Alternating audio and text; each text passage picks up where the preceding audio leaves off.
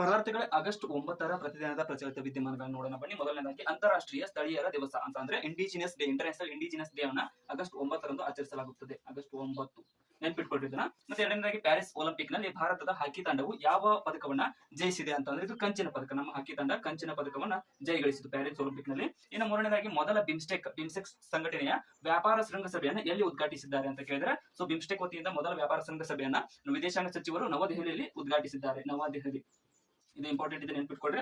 ಇನ್ನು ನಾಲ್ಕನೇದಾಗಿ ಬೆಂಗಳೂರು IISc ಸಂಸ್ಥೆಯಿಂದ ನೀಡತಕ್ಕಂತ ಮೊದಲ ವಿಜ್ಞಾನ ರತ್ನ ಪ್ರಶಸ್ತಿಯನ್ನ ಯಾರಿಗೆ ನೀಡಲಾಗಿದೆ ಅಂತ ಕೇಳಿದರೆ, ಸೊ ಇದು ಕೂಡ ಇಂಪಾರ್ಟೆಂಟ್. ಏನಂತಂದ್ರೆ ಗೋವಿಂದರಾಜನ್